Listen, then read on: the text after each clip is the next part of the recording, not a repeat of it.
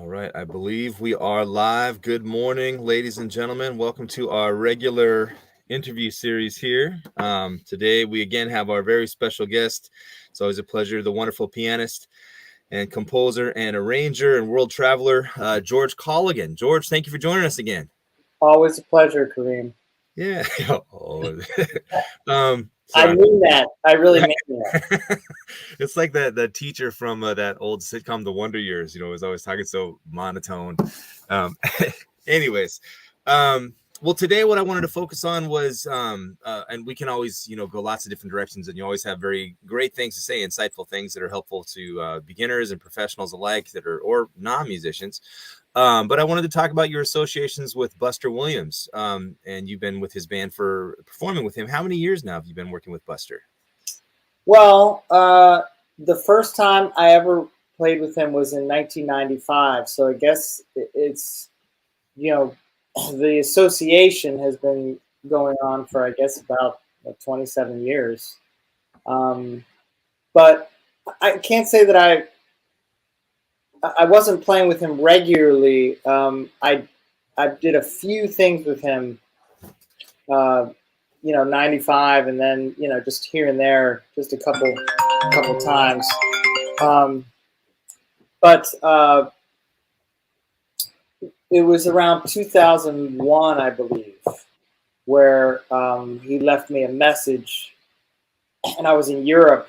He left me a message on my answering service, and I remember calling him from Europe, and I was like, "Oh, what's going on?" Because I hadn't heard from him in a while, and he was like, he's like, "I really want you to join my band," and I was like, "All right, yeah, that'd be cool," Now, I mean, the jazz, the eras have changed in that, there was a time where you could just be in one band, and that's not really the case. That hasn't really been the case for a long time. I mean, maybe if you're with, I don't know, Tower of Power or something, or Steely Dan or whatever, you can really commit to that because there's so much work. So unfortunately, a lot of the jazz masters, there isn't enough work to make that your main thing. I mean, and they also work outside of their own group. So,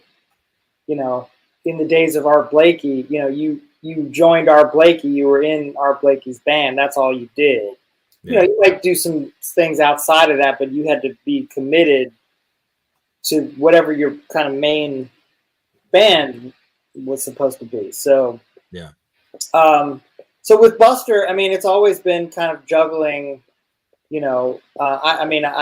I'm available when I'm available, So he's had some work over the years, and there's been periods where I was unavailable because I was working with somebody else. I mean, when I was playing with Jack DeJohnette, I was trying to be available for that, So, and, it's always, you ask any sort of active side person these days, like, how do they juggle everything? And you just do your best, you're available when you're available, So I would say over the years, since 2001, I mean, that's probably been one of the main bands that I've worked with. And the core group has been Lenny White on drums and Steve Wilson on alto and soprano saxophone. Although sometimes it's been Stefan Harris on vibes. There have been various people as the kind of lead instrument, if you will, various saxophone players. It's usually either sax or vibes. Yeah. That's usually how it is. So I've done, and we haven't recorded a lot either. I've done now 3 recordings with that group. One was quite some time ago, I want to say like 2003 or 4, called Griot Liberté. And that was with Stefan Harris. And then we did another one with the group with Steve Wilson called Audacity. That came out a number of years ago, maybe 2017, 2018. And we just did another record. I don't know what it's going to be called. I don't know when it's coming out, probably soon. But that was with, again, Lenny White, a vocalist named Gene Baylor, who's incredible, really incredible vocalist. Stefan Harris played vibes, and then an alto player named Bruce Williams, who's somebody I've known for years, and he's done the band quite a bit, actually. Mm. So we just completed a European tour after not. I was going to ask you about that, but yeah, let's go for it. Well, so yeah, we, as everybody knows, the pandemic really took a slice out of those types of things. I had a few dates here and there with Buster. Last year we did, we went to Baltimore for maybe 3 or 4 days, played at the new Keystone Corner. Then we had a few, sort of spot dates here and there. And then this was finally like getting back to Europe. And it was a very compact tour. We went to the countries we went to: Germany, France, Italy, Austria, and Scotland. Yeah, in a short amount of time. I mean, you were there for, was it like 2 weeks maybe, or? That was a week. 1 week. One Wow. week. So it was a different place every night, and it was tight. It was, if anything had gone wrong, and it was very close, our road manager missed one of the flights just because, like, with one airline in particular, like it's sort of unclear, like, but they sort of close the boarding at a certain time. Like, you kind of have to just be at the gate. And so I think we were all lucky to get on that flight, to tell you the truth. Like, we would have missed the gig. But the road manager stopped to get something in the market, and he missed the flight. So. Wow. Was it mostly, once you got to Europe, was it mostly trains, or were you flying within Europe too? It was mostly flying. Okay. Yeah. Okay. And again, I mean, considering everything that's going on, COVID and, just the increase of summer travel, like the idea that everybody wants to travel now because they haven't been traveling, and just flights are getting canceled like crazy. Yeah. We didn't have any serious issues like that. I mean, my flight going to Europe was delayed by about 4 hours. Yeah. Coming out of PDX. So I had to kind of make a little bit of a change, but we didn't miss any gigs, and we didn't have any, what would have easily been major problems. I mean, it could have, just one flight getting canceled, and then it's sort of like, well, how do you get from point A to point B, that type of thing. So, and the airlines are, I mean, I don't want to go on a whole thing about the airline industry because I'm not necessarily an expert on it, but my own personal experience, now,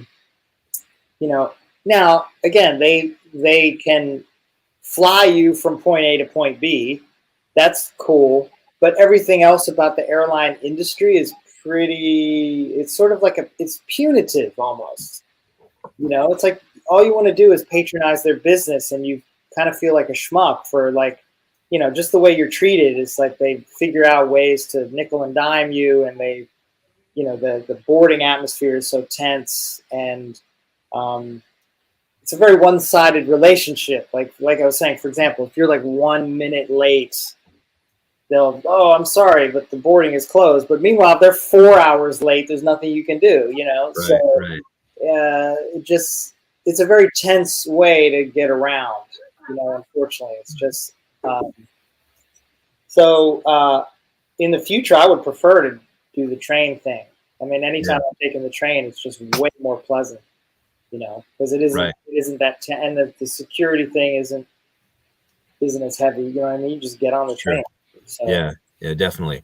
Well, we could certainly make this all about travel the entire time. I want to talk about you and Buster, if that's okay. Well, anyway, I mean, this tour, I mean, again, the logistics thing, I mentioned it because that's most of it. I mean, that was, I haven't been to Europe, and I haven't done an intense tour like that in 2 years. So, like, doing one-nighters, it's just, besides I did my own little tour, but that was a little bit different. It was just regional. Yeah. You're talking about here on the West Coast when you were. Yeah, when I did the Theoretical Planets, and even Ali's tour was much just sort of logistically easier. Yeah. This was very tight. And, you know, again, the COVID thing, because I have been stuck, you know, I was stuck in New York in December with COVID. So that was a worry, is what if I get stuck in Europe? It's like a whole other ball of wax. And luckily I didn't. Europe is kind of, seems like they're kind of over it. Like somebody wearing a mask was more of an outlier than the common thing. Not necessarily on the flights, but in the airports and just generally, like most people are kind of like not wearing masks. I wore my mask a lot, you know, especially on the flights and in the airports, places where it's crowded. Yeah. To kind of be extra cautious. Now, Was, the thing is, well, I was going to say the Buster is 80 years old. So that's what I was going to ask. I mean, those guys are a little bit older. So how was it on the? How old is Lenny White? Lenny is 72, I believe. Right. So traveling with those guys with the schedule like that, I mean, you got to be moving. I mean, how are they doing? Are they must obviously be up to the task. They're up to it. I don't think that they enjoyed it. I mean, Buster, though, is like we had one really tremendous travel day where we left the hotel at 4:30. We got to the airport. We flew to Stansted, London, and we originally arranged that because we were going to have to get COVID tests to fly back. But then the Biden administration took that requirement away. So so we didn't. So we just sat in this terrible airport for like 6 hours and just camped out in a Burger King, and then we flew to Glasgow, and that flight was late, and then we had to drive to the venue. We went right to the venue, did a sound check, went to the hotel, did the gig, then we went out to eat afterwards, and by then it's like 11 at night, and Buster was just like, oh, I want to hang. I was like, man, you're 80 years old, I'm 52, I can't hang. You know, Lenny and I were just like falling asleep at the dinner table. We were like, man, we gotta go back, you know.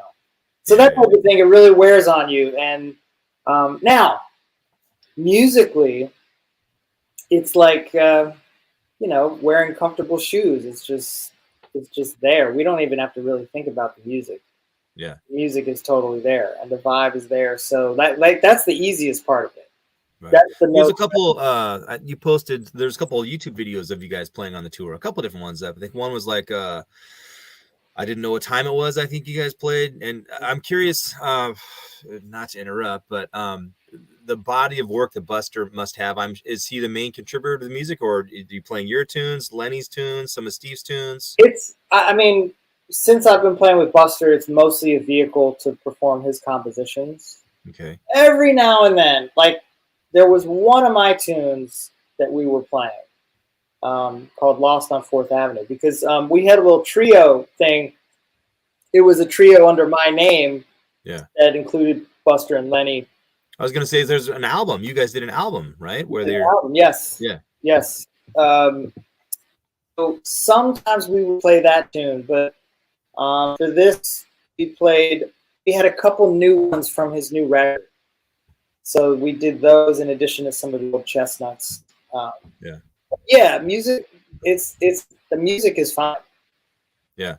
Well, and like if you guys are not doing original material, is Buster the one coming up with arrangements for standards? And because it sounded like the thing that you guys played, there was an arrangement on it. Is that something he did or something you did, or how does that stuff come about? Well, let's put it this way: with much good jazz, there's sort of like, you know, the basic structure of it, and then there's sort of like what it can become in the hands of great players. You know what I'm saying? So the thing about this group is like we've been playing together for so long that like it's really hard to have a sub. Like I said, Steve Wilson oftentimes is busy, so we have Bruce Williams, and he's been doing it a lot, so we can kind of retain. But like a different drummer, or, you know, not to toot my own horn, but a different pianist. I mean, it's even playing Buster's music with a different bass player. It just doesn't feel right. You know what I mean? It's like in fact, years ago, there was a gig where Buster had to go to the hospital. He had like a seizure or something.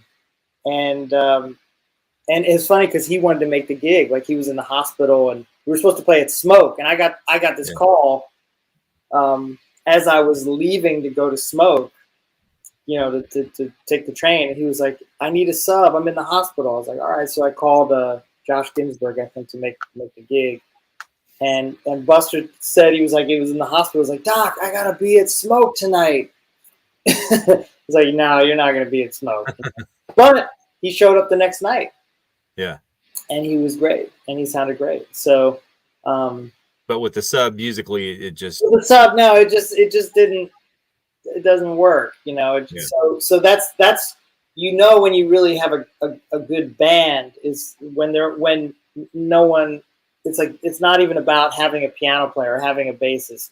It's like it has to be that person, you know. Right. And that's kind of where Buster's at. It's like he's you know, I love his music in the sense that it really allows you to bring out the best in what you do. It isn't so much about like, well, these are the arrangements and these are the like. It's more about the personalities making the music into what it is. There's enough freedom there. Yeah. You know. Yeah. So I mean, sometimes some bands are like they really have to. It's not so much about the players. Like it's more about like, are we playing the arrangements properly? Right. Right. You know, but in Buster's case, it's like the way Steve phrases the melody of Christina or any of these tunes. It's like there's so much freedom in it that he ends up making it like it's just not the same without Steve. You know. Right. So right. That type of thing, and certainly the stuff that Lenny plays on it, it's almost become part of the arrangement. That's what I was going to say is like some of these things are you guys come up with arrangements just by trial and error and playing the tunes over time. And if you've been playing with the band for so long, those things they become an arrangement, but they didn't necessarily start out that way. Is that a fair assessment? Yeah. And I mean, over the course of, you know, over 20 years, our ability to communicate has really grown. Yeah. You know? Yeah. Like for someone to maybe get an example of what you're talking about, let's use that recent recording you guys did that's on YouTube of, I didn't know what time it was. When I first listened to it, I didn't know what it was. By the end, I figured it out. But did you guys start just playing that as a tune and it's become an arrangement over time? Or did you guys have a conversation and say, hey, let's look at it this way? Well, Buster, you know, he's been playing that arrangement in different, like I think maybe the first recorded version of that was with Sphere, you know, with the band that he had with Kenny Barron and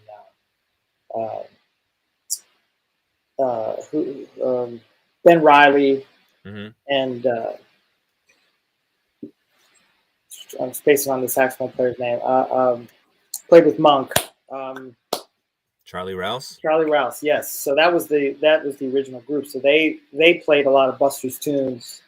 You know, I believe that's the first time that arrangement was recorded. But you know, so but what we've made it into has been really quite unique. So yeah, so like I was saying, like the worry the whole time was just the logistics and the just being on the road and all that stuff. Musically, it was just that's why you do it.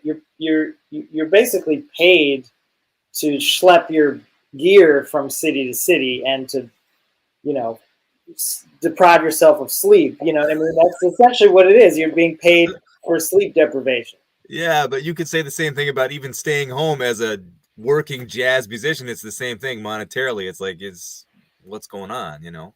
Yeah. So yeah, but anyway, it was a success, and you know, I feel fortunate to, you know, I'm blessed, not to be corny, but I'm blessed to have those musical opportunities, certainly, and it's interesting too because I posted a couple of things on Instagram. You know, showing like, because we played for some pretty cool crowds. I mean, that's the thing that I think people have forgotten is that Europe still supports jazz more than the United States. Very much so. Very much so. Yeah. So one of the things I posted was the Torino Festival. Yeah. You know, it was definitely in the thousands of people there. Yeah. I think some people were surprised. They were like, "Oh, wow, you play in front of thousands of people," like, because the people in Portland, you know, they just see me as a local just a local guy. Yeah. Because of the 1905, and the 1905 is great, but Yeah. playing in front of big crowds that's the thing. You could be in the United States as a jazz musician, you can sort of be laboring in obscurity, but you go to Europe, I mean, people will camp out with my CDs or Buster's albums or Lenny's albums. They'll be waiting for us to give them autographs. Yeah. You know what I'm saying? And Yep. that doesn't happen at the 1905. People are like, who's playing? Right. What is it? What am I here for? Oh, let's get the pizza. But in Europe, they're like, oh, I have all your records. Yeah. Like all of them, or they have just a stack of Buster's albums. They'll be like, please sign. They'll be waiting at the sound check. Yeah. Like they're ready, and that level of fandom, I just don't witness that very much in the States. Yeah, I've had this conversation with people too, and I think partly I don't have any answers, but I think maybe, these other countries are much, much older. The United States is still a younger country, and I think there's maybe a deeper sense of art appreciation in other countries because the concept has been around a lot longer. Maybe, I don't know, but I agree with you 100% about the it's the best. I mean, appreciation or involvement with audiences in Europe and Asia too, for that matter. Well, it depends on where in Asia. I mean, Japan for a long time was very similar. I think that the stuff that they're into is slightly different based on my own experience. Like I feel like the Japanese jazz audience really loves the Great American Songbook. Yeah. If you get on an elevator in Japan, you're very likely to hear Sarah Vaughan or Ella Fitzgerald or Oscar Peterson. You know what I mean? Like they have a genuine love of those tunes. I think they typically like more straight ahead type stuff, maybe not like the free kind of stuff. Like Europe, I think, is more well-rounded. I think some people really like the standards, but I think some people, it depends, because just even saying Europe is unfair because, between Portugal and Finland and beyond, Poland, there's very big cultural differences, Yeah. but again, I would affirm that by and large, there's much more appreciation for American jazz and for anybody playing jazz. I think there's more festivals, there's more clubs, there's more of an apparatus. It's easier to tour because things are closer together. Yeah. Whether you want to train or fly or whatever, what have you, drive. And I would say since I've been traveling, which is basically 1992, 93, the bulk of the trips have been outside the U.S., but particularly in Europe. I mean, I've been all over Europe, just countless times. And not to get into go down the road of why jazz is not appreciated in the United States. I mean, I mostly just go on my own anecdotal evidence, but I think you could just say generally that the appreciation for culture and particularly a music that is somewhat, it's a bit demanding. Yeah. It's not just like, pop tunes or whatever. It's not just, it doesn't lay it out for you on a plate, like it's not, it's a refined taste. Yeah. So you have to know a little bit about it and you have to pay attention to it, but, there's lots of theories about it. I mean, everybody from, Wynton Marsalis to Buddy Rich has talked about, why isn't jazz more popular, So, and I don't think that's going to be solved. I mean, I think that the American mentality, especially with everything that's going on now, I mean, I'm not particularly hopeful that we're going to turn a corner and all of a sudden it's going to be this huge audience for jazz, Right. I don't see it at that point. Do you think part of that is The public in general, or maybe the way the public is conditioned based on the music business and how much money is to be made or invested in the music business as a commodity, and kind of shapes the public's tastes. It goes hand in hand. I mean, it's sort of the way that music is presented to people in this country, you know? Yeah. And I mean, again, it's sort of the McDonald's mentality. You Yeah. know what I mean? Like, instead of like having a really high quality product, you know, they would rather have something that is mass marketable. You know what I mean? So just, you know, and I'm not saying that there isn't a place for different genres of music. You know, I feel like, you know, somebody, if somebody's really into Kanye West, I don't see why they couldn't also be into jazz. Yeah. You know what I mean? I mean, there's so much great music out there, and we have access to all of it. So you can't make the argument that like, oh, that's before my time, or like that's music of another era. Like the fact that we can go back and, you know, be into music that is somewhat historical. Yeah. I mean, I think is cool. And I mean, I think the jazz is always evolving too, even if it isn't necessarily like cutting edge. It's still something worth listening to. Yeah. You know what I mean? And I think on a local level, like going out to hear a live jazz show should be an acceptable activity. You know what I mean? So, but yeah, but I think that there's parts of the country where it's just never, I mean, that's the other thing too, is the vast majority of my touring, like I said, has been in Europe, but in the States, it's been, I would say mostly it's been either East Coast or West Coast. Yeah. You know what I mean? Like, you know, going to Middle America. I mean, it happens here and there, but it isn't like a regular occurrence. I just feel like there's certain parts of the country where it's just never going to happen, you know?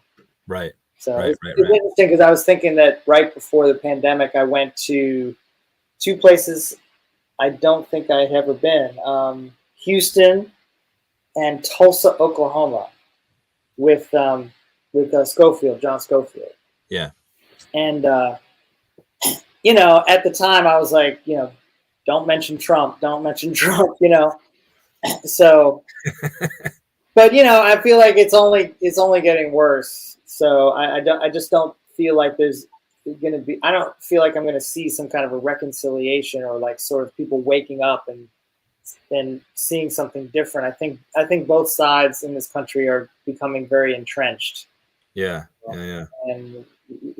I think it relates to the music as well. I'm not saying that there aren't people on the redder side of things that don't enjoy jazz, but I think you could probably see some kind of a correlation. Yeah, I think it's interesting too. And again, these are all just my opinions. I have no answers, but like you, I mean, just my own experiences. You know, jazz is huge. There's so many, it means so many things to so many people. And it's like, how do you put your thumb on that? That I can't tell you how many times people come up to me, we'll play a show somewhere and people say, you know, I don't like jazz, but I like what you guys are playing. I'm like, well, I'm glad you enjoy the music. I mean, I don't really know how to respond to that other than be grateful that they're enjoying what we're doing. But I think part of it could be the education system, because I know a lot of times I've seen people that are teaching jazz bands that maybe took maybe a semester in college on how to teach it, but they don't really know how to play it. And so therefore the students get a false impression of what it is. And they're like, oh, I just don't like it, you know, or maybe an audience member sees maybe a local group that's not so great and maybe it's not awesome. And then they're like, oh, I don't like jazz. But then, you know, I know a lot of people that maybe we just presented you guys here not that long ago was you and Omar Avital and Ollie Jackson, and people's minds were blown. They'd never seen music played at that level before, you know, that spontaneous composition between master players like that. And certainly I know it changed a lot of people's opinions about what's possible, whether they were musicians or not. So yeah, again, I don't have any answers, but I know it's just maybe a lot of people just have a false impression of what it can be. And you could say that about any style of music, really, you know. Well, I often say that the problem with jazz is that you actually have to listen to it. So that's the thing is it's not going to be handed to you on a plate.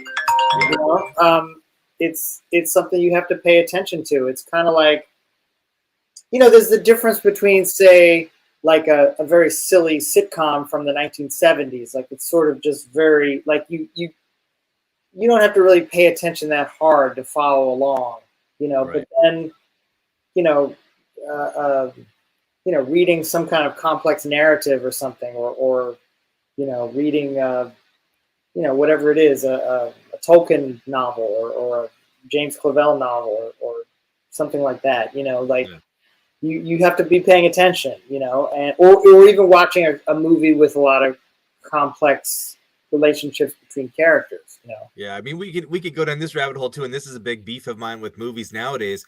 You know, I remember, you know, I was born in 1978, and movies were made in a certain way where you could infer things based on what people were saying, but now it's like everyone says in a movie, the dialogues, we have to go here now, otherwise this is going to happen. Like everything is just spoon fed to you. It's like you have they're not giving you the benefit of the doubt of even be able to put two and two together, you know, based on what's happening, or even in the way a scene is framed, or so I don't know. The great dumbing down of anywhere, I guess. It's true. Well, you know, they say that like a lot of movies now, because like, especially if you consider Hollywood as, you know, part of the world industry for movies, but it's Hollywood. So these movies are made in America, and, you know, maybe they start with the American audience and the English speaking audience. I mean, the actors speak English, but then they say, well, how is this movie going to be received around the world? And so they're trying to make it, you know, take out dialogue and take out any kind of like, you know, references, you know what I mean? It's just sort of more like the action movies and the big like blockbusters where it's a shoot 'em up or explosions or, you know, big Godzilla type things, you know, like that's just more like there's more crossover appeal, because it's not like a Judd Apatow film where you have to kind of have some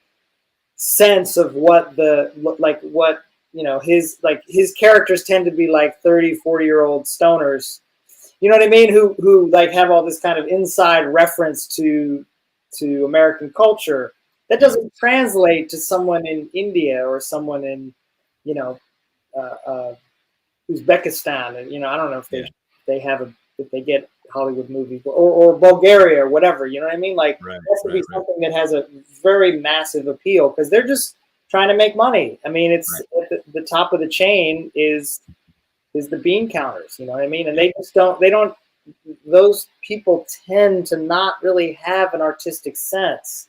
Yeah. You know, let me give you an example. So like we know the 1905 in Portland, what's really great about it is that Aaron Barnes is really like 90% doing it because he loves the music and he wants the music to survive. And luckily it's working financially at the moment, you know. But his main motivation is the music, you know. But a lot of places that is not their main motivation. They have to look at the numbers. And so that's when you start to get like well, I don't know if I'm going to say, but I you know, like there's a certain club in Seattle that, you know, it's a big room. So maybe like a famous jazz person, they're still not going to fill the room. Right. So they need to say, well, who's going to fill the room? And it doesn't matter what it sounds like or what the musical aesthetic is. It's like, oh, well, let's just have a cover band one night, or let's have like, you know, whatever it is, like some pop group. Like a lot of the jazz festivals now, they're like mostly pop acts. Yeah. You know what I mean? Because they're more concerned with like drawing people. Sure. Yeah. I just had this conversation with our good friend Stefan Schatz the other night. And again, we're not going to name any names, but yeah, when the club is like that, if you were to compare the 1905 versus the club that won't be named, which one really is doing more for the community in terms of bringing the community and having an outlet for local players to play and bringing in national acts? I mean, it's possible. It's possible. That's all I'm saying. Whereas the other one, possible, but whoever's at the top has to care about that. Right. So that, you know, I'm sure Aaron loses money sometimes, but there's enough going on with the big picture where he's able to make it work. And most of the clubs in Europe are like that. It's a labor of love. Yeah. You get Well, there's a lot of people that do like house concerts or presenters that maybe don't have a venue, but they do it because they love the thing. And there are some people like that here too in the United States, but it's different. And again, maybe that's just part of the culture. I don't know. I wish I did. I'm sure a lot of people did, but Yeah. all I know is based on this conversation, I know that there are ways to make it work. And in my own experience, it's kind of like, and we've talked about this a lot, you kind of have to make your own gates, because if you wait for other people, the gatekeepers, to give you a shot, you're going to wait your entire life. You kind of have to build stuff on your own, Yeah. Well, you have to be very proactive, I think, as an independent musician. I think you have to play the game, as it were. And that's why I think a lot of musicians have trouble, because they'd rather, I mean, I know if I had the choice between, dealing with booking gigs versus time on my instrument, I'd much rather spend the time on my instrument, Right. Yeah. So, Yeah. that's why a lot of people hire a booking agent and managers and stuff, so that they don't have to, but then that comes out of your end, you know what I mean? Right. So,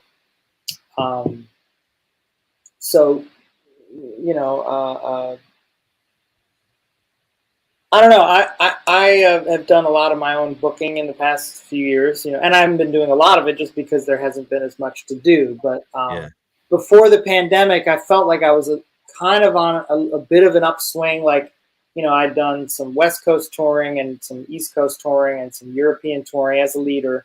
Again, not super lucrative, but enough that I felt like I could keep this momentum going. And the pandemic, I think, has sort of quashed that. The trio with Buster and Lenny certainly had some success.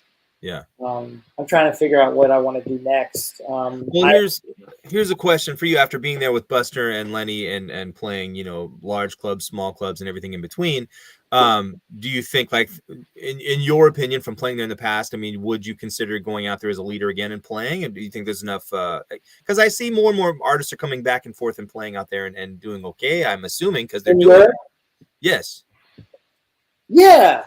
In fact, one of the records I did before the pandemic is called Live in Arklow, and it's with some younger musicians. Well, they're not about my age, I guess, maybe younger than me, but some Irish, a drummer that I knew from New York who is originally from Belfast, and a bassist who is from Dublin. Drummer's name is Darren Beckett, and the bassist's name is Dave Redmond. And we did a tour of Ireland. We were supposed to do another one, as a matter of fact, April 2020. And we've been talking about doing another one. So I'm thinking about doing that again. And Darren has enough connections in Ireland and maybe some in the UK that we could put something together for next spring. That's the main thing on the docket right now. I haven't been, other than that, I haven't really been booking a whole bunch of stuff. It's weird, because things are sort of opening up, but I'm still very cautious. Yeah. But like my summer is almost all booked at this point. Yeah. I'm trying to set aside some time to just sit at home. Yeah. I was going to say, you've also got your teaching too. I mean, that's got to be kind of tricky too, like trying to balance running a program and then also traveling and touring too. So you kind of have to be picky and choosy about time of year and all that too. Absolutely. I mean, that's the thing. And I'm starting to realize that I just can't do it all. There's just no way. So I'm sort of still in the middle of a regional tour right now with a trumpeter named Charlie Porter. Yeah. And we were just up in the Washington area. We didn't come through Tacoma, but we played in Seattle. We'll talk about it. Next time. Yeah, next time, sure. We played at the Royal Room, and last night we did 1905, and we were up in Bellingham and Blaine and Orcas Island, yeah, which was beautiful. Yeah. So again, regionally, it's a little bit better. It's not as tight and not as like. I mean, yeah, I'm still trying not to get COVID, but it's going well, and we have, I guess, maybe about another half week or so. Yeah. Where else you guys? Well, I want to ask another question because I saw Aren't you and Buster and Lenny going to be here in Seattle at the Triple Door soon? Is that Yeah, coming up? that is the. Let's check here. That is very soon. That is the 15th of July. Yeah, obviously it must be. Yeah. Okay. That is cool. Yeah. Mm-hmm. And that's just for one night. It's just for one night, and then we come back and do Portland, and then we fly to San Francisco and we play at the Bach Dynamite and Dancing Society, which is in Half Moon Bay. Okay. It's actually a great spot. I know it sounds like a weird place, but they have some history. They've been a spot for decades, and it's a great audience. I've had some of the best experiences there. And it's also a very beautiful location too. Yeah. Well, I don't want to drastically change subjects, but I do, and the reason I say that is I want to ask you some questions about Buster and Lenny, because you've had number one, I mean, obviously the talent to be in their sphere of influence, but you've been around them for so long. I'm curious, as a musician, are there some certain things that you've picked up? Let's talk about Buster, like things that you've learned from Buster, maybe musically or just in general over your associations with him. Absolutely, yeah. I mean, I feel like the type of things that Buster and Lenny, the way they think about music, it's becoming, in some ways, a lost art. But it's also like it's exactly the type of thing that often doesn't make it to academia for whatever reason. It's like just the ability to be intuitive. You know, a lot of times we sort of tend to think in like some kind of absolute, like thinking of things as sort of more concrete, but some of it I think has to be more about what you're sensing and how are you listening to everyone else, you know, just in terms of like time feel and like time flow, you know, because, you know, you could play quarter notes, but it doesn't mean they're necessarily going to swing. Right. You could play ting, ting, a ting, but it doesn't necessarily mean it's going to feel good. So it's like doing that together in time in a way that is correct but still feels good. Right. There's a bit of a paradox there, because in a way, if it's there's a way of doing it where it can almost be too even or too perfect. Like if it doesn't have any kind of an organic quality, it runs the risk of falling flat. Like it doesn't propel you. You know, so just it's been a lesson in how to listen to time and how to play time and how to swing. You know what I mean? Like, and if it feels good, if it feels right, and that flow is happening, you don't have to overplay. I think a lot of people overplay because they're like, I need something to be happening. There just isn't enough happening, and I need to create energy. And like if the feel is right, you don't have to do a lot. You can ride it. You know, it's almost like if you're in a really incredible car, you just drive it. But if the car is broken down, you're going to have to get out and push, and that feels bad. You know what I mean? And so sometimes you play with the rhythm section and you feel like you're, you know, but when you're in something that's moving great, you just, you know, again, so that is a lesson for me in terms of, like, what do I look for in a rhythm section? Or what do I look for in any musical situation? And to me, it's like that feel and that good time feel is really important. You know, like when you play with a really great drummer, and you know, every drummer is different, but especially when you play with a drummer and a bassist who like they're making it feel good. Right.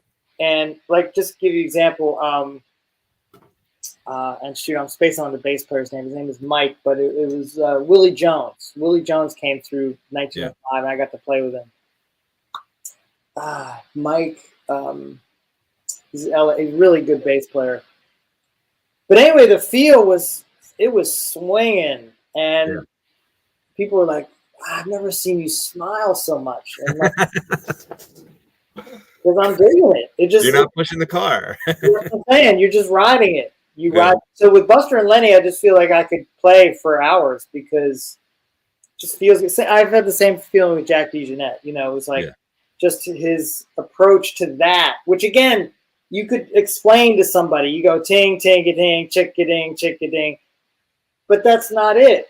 It's so much more than that. But for a young student who's like, I can play a jazz beat, ting ting a ding. No. You can explain it to them because it's something that would take, like, great jazz drummers, they know the music. They're not just playing a beat. Right. You know, they know how to make they know how to make all of those things fit with what you're doing and fit with what the bass player is doing. Right. I mean, well, this is something that I was thinking about. I was thinking about you, and I was thinking about, and I was talking this with Stefan Schatz the other night about. We were talking to another drummer that's out here from New York playing at a club, and I remember when I first got the opportunity to play with Ollie in the late '90s on drums, and then that person goes away, and then you don't have that, then you're not playing with that, and you're forced to get out and push the car. So here you are, you know, you still get to tour with these guys, but when you're playing with local guys that don't have the same level of experience and years of experience as these other players, I know we always go out and try and play our best, but you're in that headspace of knowing, well, it's not going to be Lenny White and Buster. So you're relegated to playing with who you're playing with, who are lovely people and good musicians, but it's not the same level of experience. So what do you do in that situation? Obviously we always try and go out and play our best, but are there certain things that you just play? I mean, what are things that go through your mind other than pushing the car, you know? Well, again, because I don't want to throw an entire community of musicians under the bus, because there's some really fine players in Portland and Washington, and just, you know, outside of New York, let's say, you know, who approach it a little bit differently. Yeah. But the musicians that I'm attracted to in this area, at least I think that they understand that they may not be doing it in a way that reflects 50, 60 years of experience of playing with the greatest musicians on earth. Right. They do have a sense of that time feel. So that's something that no matter who it is, you know, and again, I can make a lot of things work and sort of see things for what they are and be flexible. You have to. Right. You have to be. But the musicians that I'm attracted to are the ones that really know the music, and they know that time feel and flow and understanding those things is really important to them. Yeah. So, like I said, I mean, I play all types of gigs, and you know, everybody's got different priorities, but the people that I enjoy playing with the most around here are the people that reflect that idea on a certain level, you know. And some of my students develop that, some of them don't. Yeah. You know, again, because they haven't listened to enough recordings, and they also haven't been able to put that into practice. You know, I still have, I mean, again, lots of people, there's always room for improvement, but the thing that really makes you improve, I mean, yes, you listen, but then you also get on the bandstand, you play with people who are going to challenge you. Yeah. And you know what I mean? You get the experience of trying to get that same feeling. Yeah. Which is going back to the conversation earlier about, you know, clubs like the 1905, where they're bringing in national headliners and local artists and having places, outlets for students to play and get all of that experience. Not like, well, we're just bringing in national headliners, that's it, everyone else can, you know, go take a hike, you know, which is, how is that really helping? I mean, it's great for, I guess, people to see one type of thing, but it's very, very narrow-minded, and it doesn't really give that outlet for the students to get the experience of what you're talking about, you know. Well, you know, I've always believed that, you know, I mean, especially with the promising students and the advanced students and the ones who, you know, as Daryl Grant would say, ready to enter the profession, I think you have to make sure that they see a way in. Yeah. And so that's why I try to hire students when I can. I don't hire students just because they're students. Yeah. I hire the ones that are ready. Yeah. Because I'm sort of like, that's the next step, is that you need to get on the bandstand. You know? I definitely don't hire every student. I don't, and it's not out of pity or anything like that. It's like, but I feel like that's one of the things that's lacking is for students to be like, okay, well, I did all the things that you asked me to do. Right. Or I tried, like, where's my chance? You know what I mean? Why am I paying $50 to go hear, you know, whomever? Or like, oh, I go to the jam session, but when am I going to be on the gig? Right. You know what I mean? And I think it's vital for the older musicians to embrace the young musicians, because otherwise the music's going to die. Yeah. You know, I mean, and that's unfortunately, I feel like a lot of musicians, they get so set in their ways and they just want to kind of hire the people they always feel comfortable around. And they never even think about an opportunity for somebody else. But especially if you're doing a lot of teaching, you have to have an awareness of that. Yeah. You know? Yeah. And I think a lot of people question why I hired Nicole Glover. I think they were like, why don't you hire blah, blah, blah. And I'm like, well, when is she going to get an opportunity? Like she's ready. Yeah. I hired her mostly just because she could read and she was available and she played her butt off. Yeah. And I was like, she's right here. You want to do this gig? You know what I mean? So, and people are like, well, yeah, but now they're eating their words because they're like, oh, Nicole Glover is so great. It's like, yeah, but you know, why didn't you hire her when she lived in town? Right. Yeah, right. I'm not bitter, but. All right. Well, okay. I want to go back to again your time with Buster and Lenny. They both had associations with Miles Davis, and anyone that's read any of the tons of books out there about Miles said he never really told musicians what to play or how to play. Maybe a couple little things here or there. Have you guys ever sat around and actually like discussed music, or has it always been just show up and kind of play and do it by feel? Or has there been a lot of, 20 years, you said 20 some years, that's a long time. Have you ever sat down and conceptually discussed music or any of these types of things? Within the context of how we play together, like, hey, I think we should try this. I can't recall. That ever happening,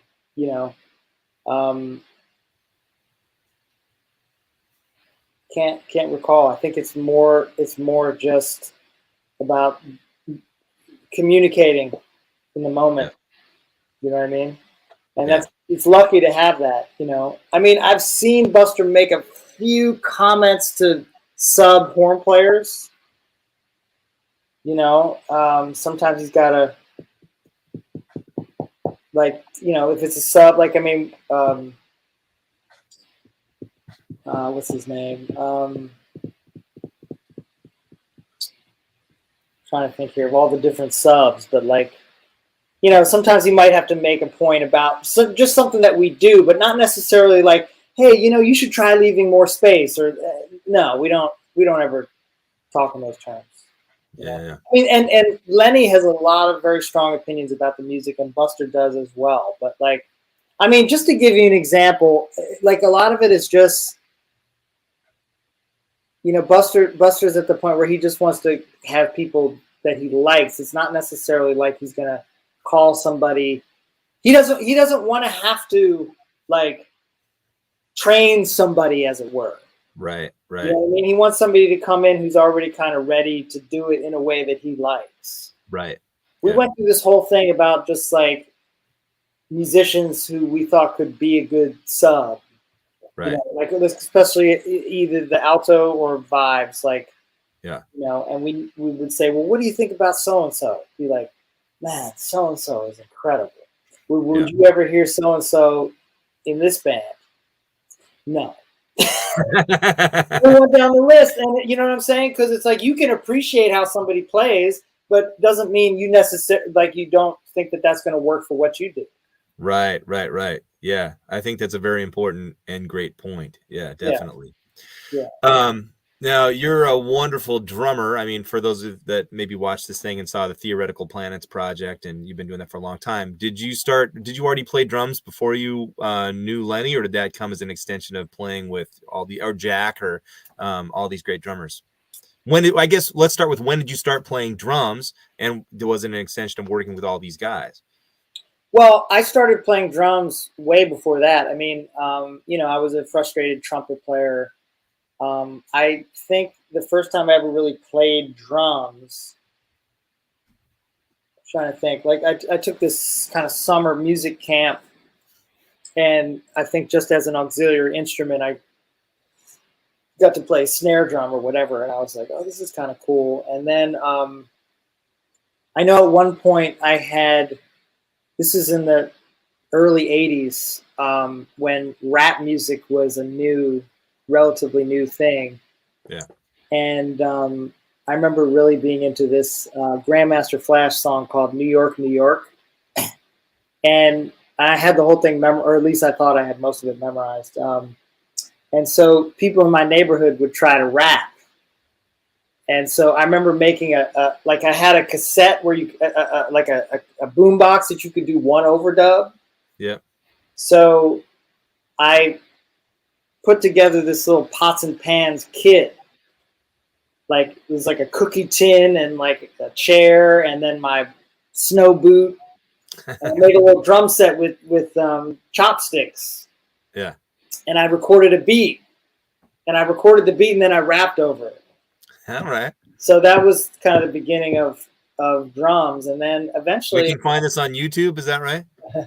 It may be somewhere in this house, somewhere. I have to look for it. But and I remember because they played it on the bus. Somehow they played it on the bus. They played this little thing that I made, and there were some other kids on the bus that were like, "Oh yeah, we heard your rap. We're gonna make a better rap," you know. And they never did.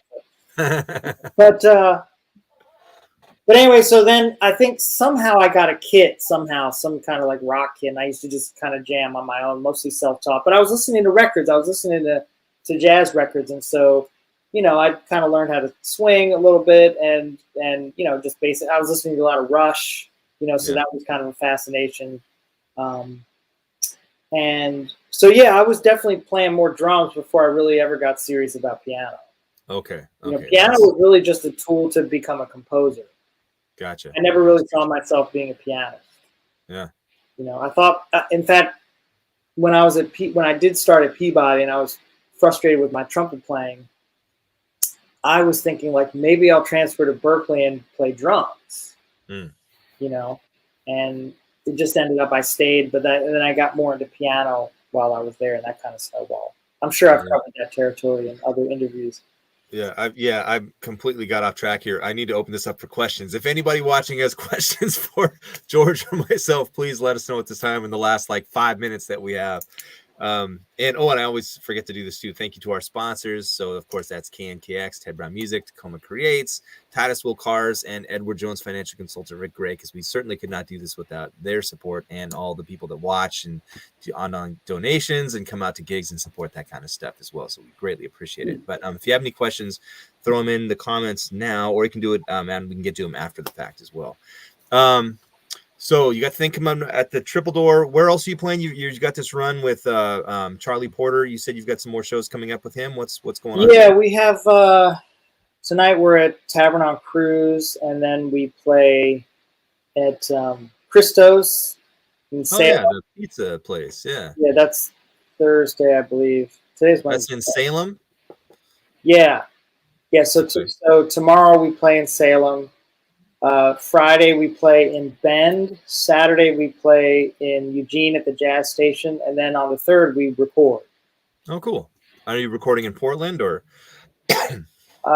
Yes, we're recording in Portland. Let's see, what else do I have coming up? July 10th, 11th, and 12th, I'm doing 1905 with Ari Honig. Oh, cool! Yeah, and then we have. Didn't you say he takes piano lessons with you? He does, actually. Right. He's taken maybe 5 or 6 lessons. Yeah. He already could play the piano. I think he did classical piano as a kid. Okay. So it's just funny though, because like, you know, he asks a lot of questions. Like he's a great student because he has a regiment, you know. Yeah. The same effort and energy and talent that he put into drums, he puts into the piano. And I think he's starting to do some gigs. In fact, we'll probably trade off a little bit when we play I was gonna ask if that was gonna happen, I but think yeah, we cool. will for sure, because he can play. I mean, he doesn't have that much experience playing gigs on piano, but I think he should. Yeah, there's no Yeah. reason why he couldn't at this point. But it's like he would just text me these funny questions about, scale combinations or whatever, or fingerings and stuff. Yeah. Yeah. Right on. It's just Right on. Cool. But he's obviously one of the great drummers. So. Yeah. All right, well, we need to wrap up here because I know you're busy and I have to head to a meeting. Really quickly in closing, always a pleasure to have you. I'll ask it again. I've already asked you this a million times, but any advice for young students or people thinking about becoming musicians or undertaking that you haven't already done in any of the other interviews that we've done? Any thoughts, things you want to say? Just hang in there. Hang in there. Yeah. Hang in there. Yeah. Right. Keep hope alive. Yes, that's right. That's right. All right, cool, man. Well, thank you so much to all of our viewers. Whether you're watching us live or after the fact, George, always a pleasure. Looking forward to playing with you. Yes, soon. Very I think soon. it's July or August or something like that, but that's coming up too. So, Yeah. all right, we'll see y'all later. Thanks so much. Okay, later.